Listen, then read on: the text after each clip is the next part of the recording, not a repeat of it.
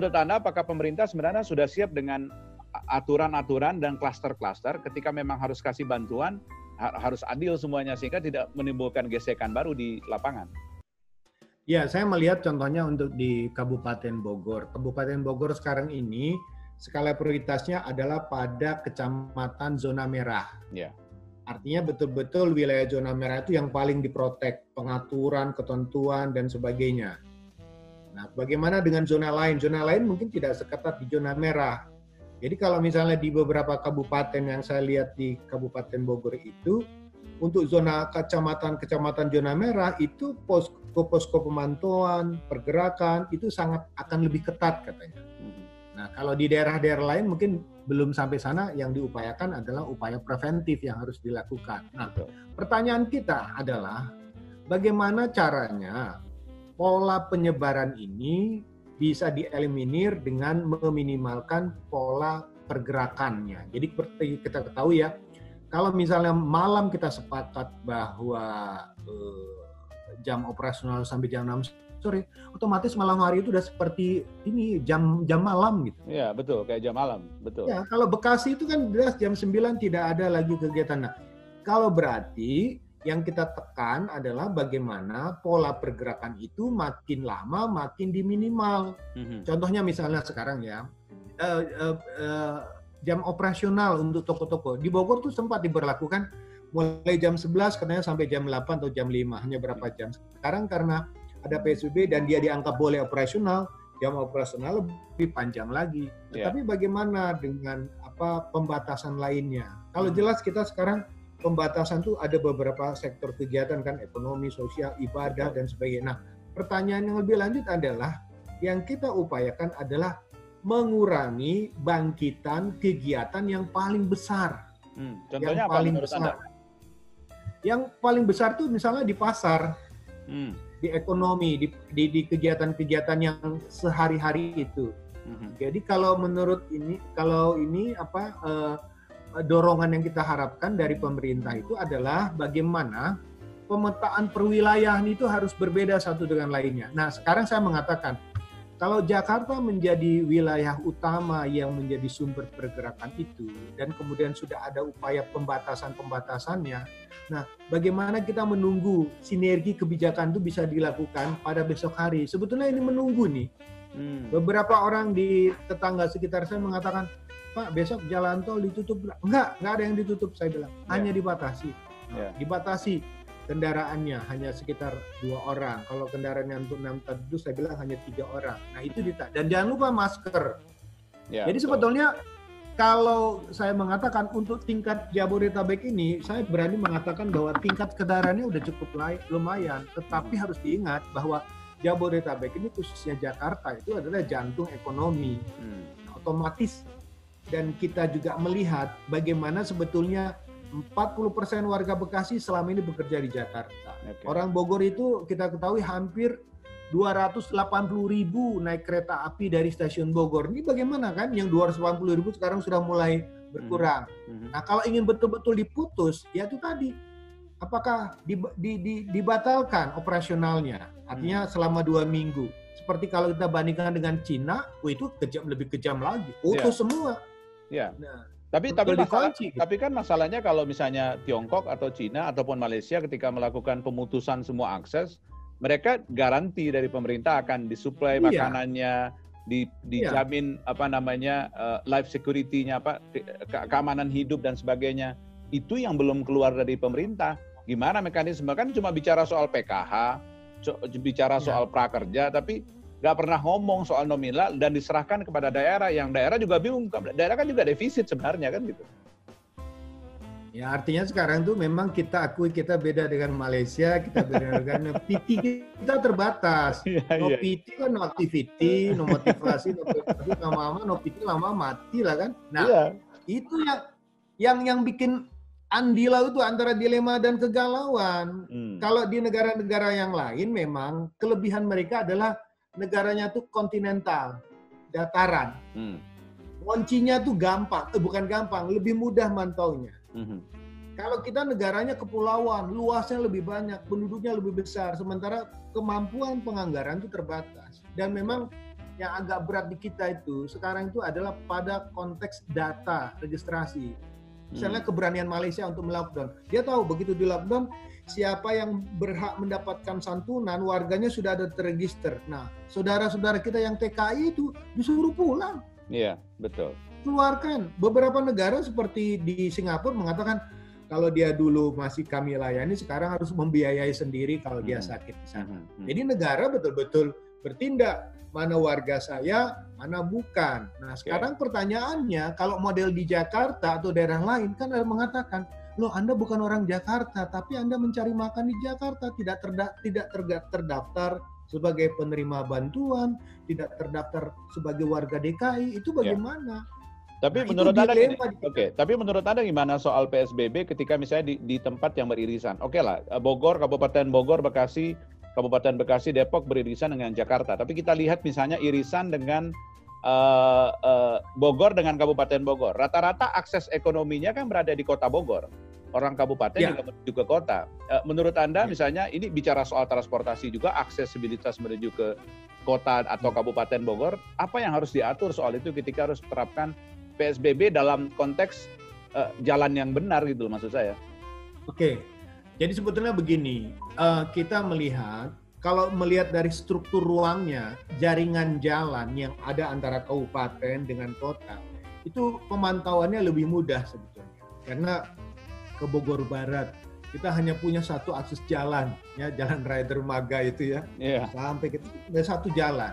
Ke Puncak juga itu satu jalan, ke Sukabumi satu jalan. Betul. Jadi sebetulnya untuk mengunci kota Bogor itu lebih gampang. Betul. Cuman pertanyaannya ada hubungan hinterland antara Bogor dengan tetangga-tetangganya. Pertanyaannya berapa besar tingkat ketergantungan daerah-daerah kecamatan di Kabupaten Bogor dengan Kota Bogor? Oke. Itu kan harusnya masing-masing kabupaten dengan kota buka data loh. Bahwa kami perlu supply begini-begini untuk sekian ribu. Nah selama ini harusnya pemerintah kabupaten juga mengatakan kalau misalnya Bogor punya kebijakan seperti ini, bagaimana pemerintah kabupaten memperkuat misalnya wilayah-wilayah kecamatannya, kantor-kantor kecamatannya, pasar-pasar kecamatannya. Kan masalahnya gini, akses angkot saja misalnya kan ada lintas kota kabupaten dan itu banyak trayeknya. Betul. Nah sekarang kan begini, pertanyaannya kalau berani ya, contoh mohon maaf, kalau di Kabupaten Bogor itu ada 7.000 angkot, tadinya 9.000 tapi mati 2.000 katanya. Yeah. Sekarang tinggal 7.000. Apakah yang 7.000 itu mau tetap berjalan atau tidak? Artinya apa? Kalau 7.000 bagi pengusaha dari pemilik angkot tetap jalan, tetap menjadi kerugian besar, cost-nya terlalu tinggi karena penumpangnya juga dibatasi gitu kan. Nah, jadi mereka yang kadang-kadang punya angkutan pun menjadi dilema. Saya punya 10 angkot, tiba-tiba kalau 10 dalam kondisi normal mungkin masih bisa memberikan input atau pendapatan yang memadai. Tapi kalau dalam kondisi sekarang, jangankan 10, 5 aja juga mungkin tidak bisa menutupin. Jadi otomatis harusnya ada instrumen kebijakan. Misalnya contoh ya Dinas Perhubungan, punya nggak jumlah angkot-angkot yang ada, ya kan? Dicatat aja kira-kira apakah perlu ada pembatasan. Sekarang ini kan pembatasan hanya dari jumlah penumpang, tapi bagi mereka yang ketergantungnya pada angkot itu begitu tinggi untuk mencari penghasilan, otomatis kalau dia keluar kerugiannya itu besar. Artinya apa? Bahan bakarnya dia harus keluarkan. Untuk kebutuhan dia selama menjalankan itu juga dia perlu perhatikan. Tapi kalau income-nya sudah tidak menutup, ya jelaskan satu hal yang kerugian. Nah, bisa bagaimana caranya misalnya ada bentuk kebijakan yang bisa misalnya contoh ya, angkot-angkot ini bisa dijadikan sebagai moda untuk angkutan barang bantuan atau pengantaran dan sebagainya. Jadi memang sekali lagi PSBB ini artinya hanya melihat pada konteks lebih pada pengaturan dan pengendalian mobilitas, tapi dalam konteks penguatan ekonomi itu belum menyentuh secara mendasar gitu.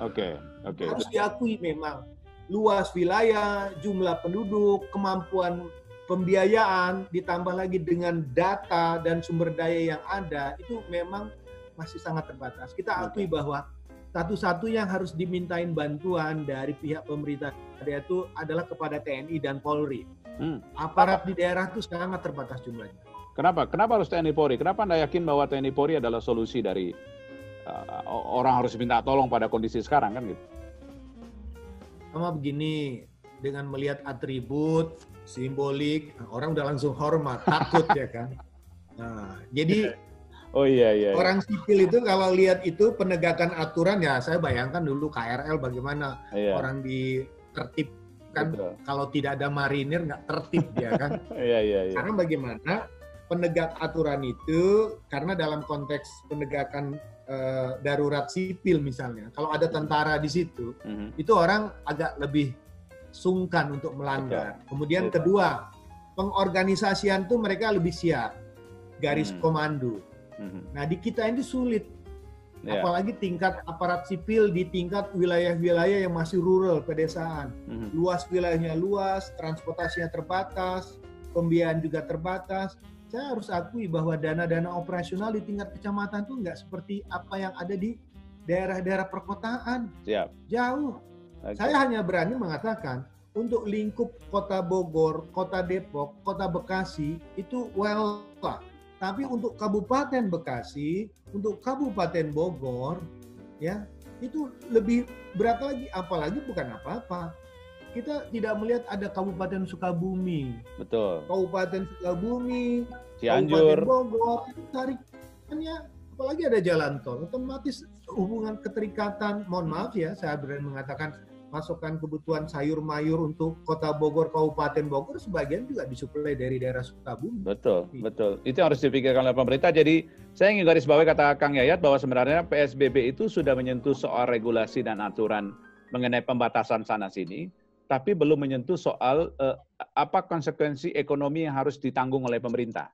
Itu yang memang sampai sejauh ini memang mungkin kita berdua belum dengar, pemerintah belum sebut angka, belum sebut apa jenis bantuannya, itu belum. Baru parsial saja, misalnya Pak Komisaris Utama Pertamina, Pak Ahok bicara soal 50%, Pak Presiden bicara soal PKH, Kartu Prakerja, tapi nggak pernah tahu sebenarnya real konkret bentuknya apa, itu nggak pernah ada, khususnya untuk teman-teman transportasi gitu Kang Yayat ya? Iya. Saya berani akui bahwa kebijakan PSBB ini hanya dalam konteks pembatasan kegiatan, pengaturan transportasinya. Jadi belum ada implikasi dari aturan itu dalam konteks sosial ekonominya. Artinya misalnya tadi katakan data, informasi yang lengkap tentang kelompok-kelompok masyarakat yang betul-betul harus disantuni itu berapa. Yang betul-betul dalam kelompok prasejahtera, mereka para lansia, dan banyak hal lain. Nah, yang kedua yang juga sebetulnya harus disentuh dan diperhatikan oleh kita adalah bagaimana operasionalisasi dari kebijakan ini juga harus memperhatikan pada aspek pengendalian kegiatan ekonomi dan juga yang sebetulnya esensi utamanya, pengendalian penyebaran penyakit itu sendiri.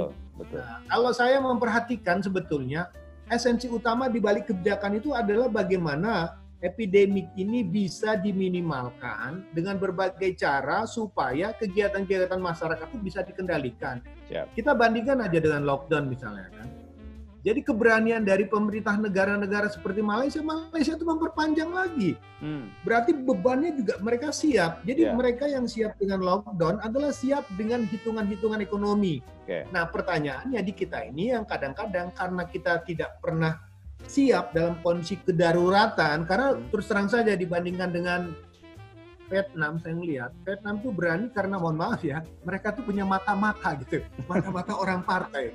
Iya. Betul. Jadi ketika ada orang tidak taat aturan itu bisa langsung ditahan, dikurung, di penjara atau apa. Jadi dikunci. Nah, struktur pengorganisasian di kita ini dalam konteks pengawasan pengendalian masyarakat itu belum sekuat di negara lain ketika ada struktur pengorganisasian partai yang masuk ke akar rumput gitu. Betul. Kalau di kita memang mengandali aparat pemerintah dan satu-satunya institusi militer dengan polisi untuk memantau dan mengendalikan. Jadi masyarakat sekarang ini memang kalau dikunci di lockdown itu memang tidak ada setengah-setengah, kunci, tapi implikasi ekonominya juga dihitung. Sekarang pertanyaannya, kita ini kan sekarang begitu ada dana-dana dalam konteks darurat sosial seperti ini, negara terpaksa mengeluarkan obligasi Utang terbesar. Intinya bahwa lebih panjang. Intinya bahwa negara nggak punya uang, intinya kan gitu aja ya. Itu saya kan nggak berani ngomong gitu. Kalau saya ngomong gitu nanti saya dimarahin. Iya, intinya kan ya, itu bahwa ya sebenarnya bahwa wajar kalau, makanya artinya bahwa 450 triliun yang disiapkan oleh pemerintah tuh sebenarnya wajar kalau teman-teman transportasi juga menuntut hal yang sama soal hak mereka dan kompensasi, karena udah disebut angkanya 450 triliun gitu loh. Iya kan? Iya. Jadi pertanyaan kita adalah elaborasi instrumen dari kebijakan itu, sektor-sektor mana yang harus di backup gitu. Jadi artinya sebetulnya tulang punggung ekonomi itu kan terletak pada distribusi barang yang merata supaya apa, tidak terjadi lag gitu ya, terjadi ketimpangan. Kan yang dikhawatirkan begini, kita berapa besar sih kemampuan cadangan pangan itu? Oke, kalau cadangan pangannya cukup untuk sekian bulan, bagaimana distribusinya? Itu kan terkunci kepada transportasi.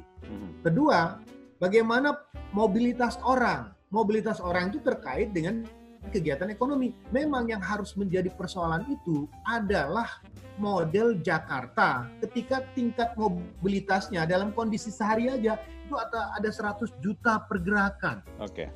Nah, sekarang kan sudah berkurang. Jadi otomatis menurut saya sekarang ini adalah besaran angka 450 triliun itu kalau dijabarkan per makin sektor, per jenis kegiatan itulah yang harus jelas. Karena yang menjadi sorotan sekarang ini orang melihat pada sektor transportasi.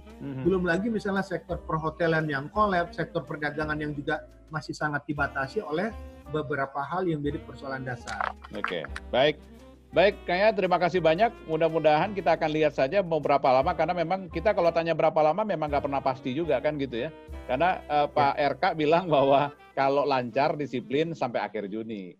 Kalau lancar disiplin. Saya nggak ngebayangin kalau Indonesia tuh kadang kurang disiplin sih. Saya nggak enak ngomong nggak disiplin, tapi kadang kurang disiplin. Ya mudah-mudahan aja lah kondisi bisa selesai dan teman-teman dari transportasi bisa bertahan. Takutnya banyak perusahaan transportasi tutup juga setelah Corona, kan itu bahaya besar juga. Thank you ya Kang Eja sudah bersama kita di kesempatan kali ini. Terima kasih banyak. Oke, selamat sore. Selamat sore. Oke. Baik, demikian tadi Kang Supriyatna sudah bersama kita di kesempatan kali ini. Mudah-mudahan bermanfaat. Nanti kita akan ngobrol banyak lagi dengan beliau, banyak isu-isu yang masih ada selama WFH atau work from home di HBM TV Official. Jangan lupa subscribe dan like serta share konten kami bila Anda suka. Dan saya Maulana Estarto, sampai jumpa.